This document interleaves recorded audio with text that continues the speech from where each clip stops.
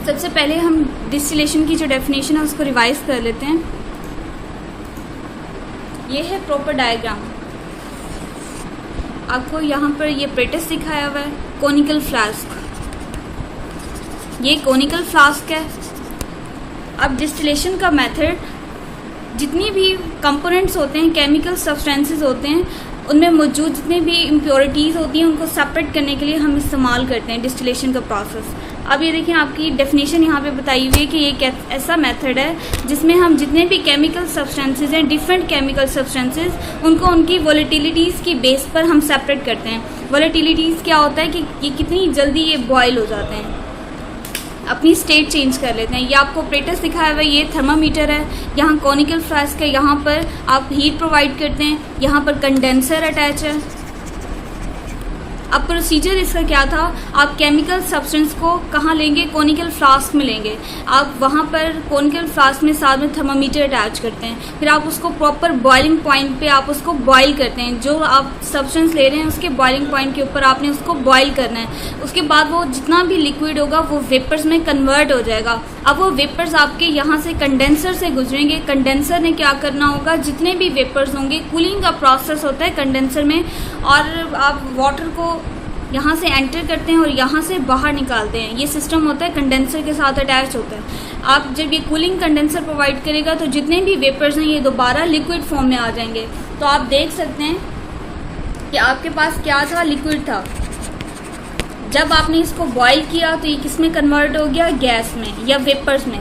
उसके बाद जब आपने इसको कूलिंग प्रोवाइड की, पहले तो आपने इसको बॉईल किया था तो ये किस में कन्वर्ट हुआ था, गैस में। इसको बॉइलिंग पॉइंट पे आपने गैस में कन्वर्ट कर लिया। अब जब गैस में था तो आपने क्या किया, इसको प्रॉपर कूलिंग प्रोवाइड की है कंडेंसर में। जब कूलिंग प्रोवाइड करेंगे तो जितना भी गैस है वो सारा लिक्विड में कन्वर्ट हो जाएगा। आपको कहते हैं कि आपने क्या करना होता है, सेपरेट करना होता है लिक्विड्स को on the basis of their impurities. Impurities जो उसमें मौजूद होती हैं आपने उसको सेपरेट करना होता है डिस्टिलेशन में।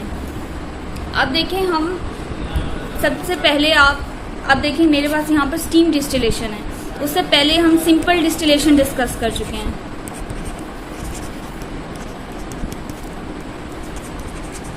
और फ्रैक्शनल डिस्टिलेशन कर चुके हैं।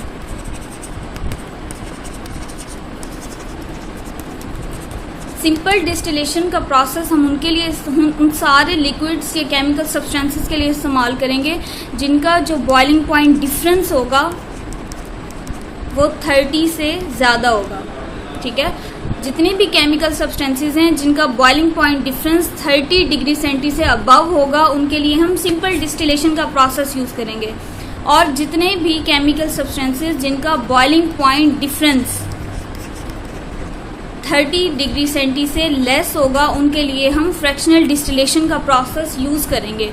ये एक एडिशनल पॉइंट है, मे बी आपके एमसीक्यूज़ में आ जाए तो आप लोग इसको नोट कर लें कि हम सिंपल डिस्टिलेशन और फ्रैक्शनल डिस्टिलेशन कौन से कंपोनेंट्स के लिए करते हैं। सिंपल डिस्टिलेशन का प्रोसेस हम उन कंपोनेंट्स के लिए करते हैं जिनका boiling point difference 30 degree centi से ज़्यादा होता है। फ्रैक्शनल डिस्टिलेशन हम उनके लिए, उन कंपोनेंट्स के लिए, केमिकल सब्सटेंसेस के लिए इस्तेमाल करते हैं जिनका boiling point difference 30 degree centi से कम होगा। अब हम चल रहे हैं स्टीम डिस्टिलेशन की तरफ। बच्चे, स्टीम डिस्टिलेशन भी प्योरिफिकेशन एंड सेपरेशन प्रोसेस है। इसमें भी हम डिस्टिलेशन का प्रोसेस किन के लिए इस्तेमाल करते हैं, इमिसिबल कंपोनेंट्स के लिए। जितने भी इमिसिबल कंपोनेंट्स होते हैं हम उनकी सेपरेशन के लिए स्टीम डिस्टिलेशन या सिंपल डिस्टिलेशन का प्रोसेस यूज़ करते हैं। हमने क्या करना होता है, जितनी भी इम्प्योरिटीज़ होती हैं उनको सेपरेट करना होता है, प्योरीफाई करना होता है हमने केमिकल सब्सटेंसेस को। अब वो कहते हैं कि आप क्या कर रहे हैं, स्टीम डिस्टिलेशन का प्रोसेस यूज़ करते हुए आप वाटर इमिसिबल कंपाउंड्स को एंड वाटर को सिस्टम में ऐड कर रहे हैं। अब जितने भी टेम्परेचर सेंसिटिव मटेरियल्स होंगे आप उनके लिए स्टीम डिस्टिलेशन का प्रोसेस यूज़ करेंगे। मैंने आपको पिछली डायग्राम में भी दिखाया है, यहाँ कोनिकल फ्लास्क है, यहाँ पर थर्मामीटर अटैच है। अब यहाँ पर आप क्या करते हैं, आप कंडेंसर अटैच कर देते हैं। यहाँ पर आप सेपरेट कर लेते हैं लिक्विड को। ये सारा आपका प्रोसीजर है।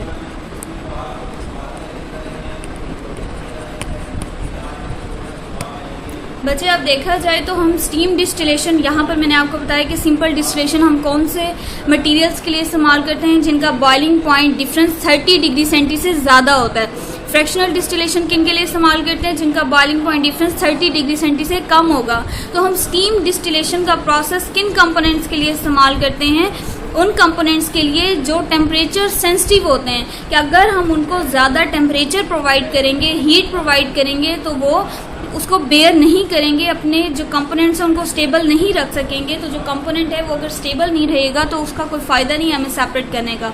इसलिए हम सिंपल उसको स्टीम प्रोवाइड करते हैं, भाप प्रोवाइड करते हैं। लाइट से स्टीम प्रोवाइड करने से उस मटेरियल की जो सेंसिटिविटी है वो मेंटेन रहती है, वो मटेरियल सेंसिटिव नहीं होता और स्टेबल रहता है। अब देखें स्टीम डिस्टिलेशन, वो कहते हैं कि हम जितने भी 2 इमिसिबल लिक्विड्स होते हैं उनके लिए हम यूज़ करते हैं। बेशक आप जितने भी डिस्टिलेशन का प्रोसेस जितने भी कंपोनेंट्स के लिए यूज़ कर रहे हैं, यस हम बात कर रहे थे कि डिस्टिलेशन में जितने भी इमिसिबल कंपोनेंट्स होते हैं उनको हम 2 इमिसिबल जितने भी सब्सटेंसेस होंगे उनको हम यूज़ करेंगे, और ये इम्प्योरिटीज़ को सेपरेट करने के लिए डिस्टिलेशन का प्रोसेस यूज़ होता है। अब देखिए अगर आप कोई इमिसिबल लिक्विड को वाटर के अंदर ऐड करते हैं तो आप उसको हाई टेम्परेचर के ऊपर बॉयल नहीं कर सकते उसको, क्योंकि आपने स्टीम प्रोवाइड करनी है, क्योंकि ये स्टीम डिस्टिलेशन है। आपने मिक्सचर जो आपने बनाया है इमिसिबल लिक्विड का और वाटर का, तो आप उसमें से लाइटली स्टीम पास करेंगे, उसके बाद वो बहुत ही लोअर टेम्परेचर के ऊपर बॉयल करेगा। हाई टेम्परेचर के ऊपर नहीं करना, बहुत ही लाइट से टेम्परेचर, आपने लोअर टेम्परेचर उसको प्रोवाइड करना है, देन इट्स बॉइलिंग पॉइंट। ठीक है, वाटर का जो बॉइलिंग पॉइंट होता है उससे कम आपने लोअर टेम्परेचर के ऊपर उसको बॉयल करना है। उसके बाद प्रॉपर जितने भी वेपर्स होंगे वो इवेपोरेशन स्टार्ट हो जाएगी, वेपर्स कंडेंसर में आ जाएंगे, कंडेंसर उसको कंडेंस करेगा, कूलिंग का प्रोसेस होगा, और उसके बाद जितने भी वेपर्स हैं किस में कन्वर्ट हो जाते हैं, लिक्विड के अंदर। इस तरह से आपने जो प्योर मटेरियल होता है उसको सेपरेट कर लेना है। अब देखें वैक्यूम डिस्टिलेशन को हम डिस्कस कर रहे हैं। पीछे मैंने आपको स्टीम डिस्टिलेशन का प्रोसेस पढ़ाया है, बिल्कुल डिस्टिलेशन का प्रोसेस वही था जैसे आप फ्रैक्शनल और सिंपल डिस्टिलेशन कर रहे थे, ये भी बिल्कुल वैसे था, लेकिन वहाँ पर आप हाई टेम्परेचर पे उनको बॉइलिंग पॉइंट पर आप उसको बॉयल कर रहे थे मटेरियल को। कॉनिकल फ्लास्क के अंदर आप हाई टेम्परेचर पर बॉयल कर रहे थे, उसके बाद वेपर्स में लिक्विड कन्वर्ट हो रहा था, फिर वो कंडेंसर में जा रहा था, कंडेंसर से कंडेंस होकर आपको वेपर दोबारा लिक्विड में प्योर फॉर्म में मिल रहे थे। लेकिन आपको डिफरेंस बता दिए कि आपने कब सिंपल डिस्टिलेशन यूज़ करना है, कब फ्रैक्शनल डिस्टिलेशन यूज़ करना है, कौन से मटेरियल्स के लिए। अब स्टीम डिस्टिलेशन आप क्यों इस्तेमाल कर रहे थे कि स्टीम आप प्रोवाइड कर रहे थे, बजाय इसके कि आप उसको हाई उनके बॉइलिंग पॉइंट पर जाके आप मटीरियल को बॉयल करें। स्टीम डिस्टिलेशन में आप स्टीम प्रोवाइड कर रहे थे, उसके बाद वो वेपर में कन्वर्ट हो रहा था, वेपर से कंडेंसर में जाकर उसने कंडेंस होना है और आपको प्योर फॉर्म में मिल जाना है। बच्चे मैं दोबारा तीनों जो आपके ऑपरेटर्स थे रिवाइज कर दिए हैं, दोबारा से आपको बता दिया है। अब है वैक्यूम डिस्टिलेशन। अब देखें vacuum distillation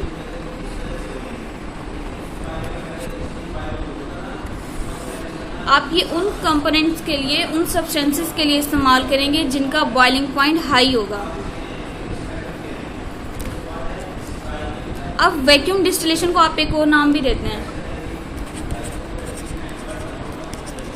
under reduced pressure. इसका मतलब क्या है under reduced pressure? Vacuum distillation को आपने एक और नाम दिया है अंडर रिड्यूस्ड प्रेशर। आप ये नाम क्यों दे रहे हैं बच्चे? कुछ मटेरियल ऐसे होते हैं जिनको अगर आप बॉइलिंग पॉइंट से, फॉर एग्जांपल अगर मैं कहती हूँ कोई भी मटेरियल है उसका बॉइलिंग पॉइंट इतना है, फॉर एग्जांपल मैं बात करती हूँ ग्लाइसरोल या ग्लाइसरीन की, इनका जो बॉइलिंग पॉइंट है वो है 290 डिग्री सेंटी। अगर मैं इनके बॉइलिंग पॉइंट की बात करूँ तो इनका बॉइलिंग पॉइंट होगा 290 डिग्री सेंटी, इतने पर ये बॉयल होता है।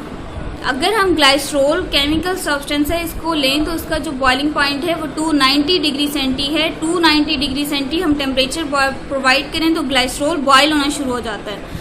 तो बात करने की ये है कि अगर ग्लाइसरोल को हम इस बॉइलिंग पॉइंट तक भी जाने की जरूरत नहीं है, इसको थोड़ी सी भी हीट प्रोवाइड करें तो डिग्रेडेशन स्टार्ट हो जाती है। आपको बात समझ आ रही है कि अगर कोई भी ऐसा केमिकल सब्सटेंस है उसको बॉइलिंग पॉइंट प्रॉपर प्रोवाइड करने से पहले ही थोड़ी सी भी अगर आप हीट प्रोवाइड करते हैं तो वो डिग्रेड हो जाता है। तो उनके लिए हम वैक्यूम डिस्टिलेशन का इस्तेमाल करेंगे। इसका मतलब कि आपको प्रॉपर उनके बॉइलिंग पॉइंट पर जाकर उनको वेपर में कन्वर्ट करने की ज़रूरत नहीं है कि आपने थोड़ी सी भी हीट प्रोवाइड की है। इतने वो हीट सेंसिटिव हैं कि आप उनको थोड़ी सी भी हीट प्रोवाइड करें तो वो डिग्रेड हो जाएं और फ़ौरन वेपर्स में कन्वर्ट हो जाएं। उनके लिए हम वैक्यूम डिस्टिलेशन का प्रोसेस हम इस्तेमाल करेंगे। ये एपरेटस हमने इस्तेमाल करना है। आपको कहते हैं कि इसी वजह से हम इसको अंडर रिड्यूस प्रेशर कह रहे हैं। अब वैक्यूम डिस्टिलेशन वो कहते हैं कि हम यूज़ कर रहे हैं उन कंपाउंड्स के लिए जिनका बॉइलिंग पॉइंट हाई होता है, बट अगर हम उनको थोड़ी सी हीट प्रोवाइड करते हैं तो वो डिग्रेड हो जाते हैं। अब वो कहते हैं कि vacuum is provided under a water एस्पायरेटर। अब हम इसको वैक्यूम डिस्टिलेशन का नाम क्यों दे रहे हैं? हम ऐसे मटेरियल्स के लिए इसको इस्तेमाल कर रहे हैं कि इनको थोड़ी सी भी हीट प्रोवाइड करें, बॉइलिंग पॉइंट पर जाने की जरूरत नहीं है, वो डिग्रेड हो रहे हैं। फिर हम वैक्यूम डिस्टिलेशन का इस्तेमाल कर रहे हैं तो इसमें ऐसा क्या है बच्चे, हमने वैक्यूम पंप अटैच करना है। वैक्यूम पंप जिसका काम क्या होगा कि वो प्रेशर को रिड्यूस कर देगा। वैक्यूम पंप हम अटैच करेंगे और साथ में मैनोमीटर अटैच करेंगे। मैनोमीटर क्या करेगा, जो प्रेशर रिड्यूस हुआ है उसको नोट करेगा। मैं आपको मज़ीद बता देती हूँ, यहाँ आपकी जो सिलेबस है उसमें लिखा हुआ है कि water एस्पायरेटर, vacuum is provided either bye a water एस्पायरेटर। जो आपने वैक्यूम प्रोवाइड करना है वाटर एस्पायरेटर से भी आप प्रोवाइड कर सकते हैं। अब वाटर एस्पायरेटर क्या है? एक ऐसी डिवाइस है जो कि किसी भी लिक्विड या गैस को रिमूव करने के लिए सक्शन से हम यूज़ करते हैं। ठीक है, आपने कोई मैकेनिकल पंप लगा दिया या वैक्यूम पंप लगा दिया तो उससे क्या होगा कि जो प्रेशर है वो रिड्यूस हो जाएगा। अब हम वैक्यूम डिस्टिलेशन के प्रिंसिपल की बात करते हैं। वो कहते हैं कि vacuum distillation works on the principle that liquid boils. Liquid कब बॉयल होगा? जब उसका वेपर प्रेशर एटमॉस्फेरिक प्रेशर के इक्वल हो जाएगा। जो उसका वेपर प्रेशर है वो किसके इक्वल हो रहा है? एटमॉस्फेरिक प्रेशर के या एक्सटर्नल प्रेशर के। एटमॉस्फेरिक प्रेशर को हम एक्सटर्नल प्रेशर भी कहते हैं। अब आपको मैंने पहले ही बता दिया कि जो लिक्विड्स होते हैं उनका बॉइलिंग पॉइंट तक जाने से पहले वो डिग्रेड हो जाते हैं अगर उनको थोड़ा सा भी टेम्परेचर मिलता है। तो अगर हम अपरेटस देखते हैं, ये देखें, ये मैं डायग्राम बना रही हूँ, आप अपरेटस देख लें।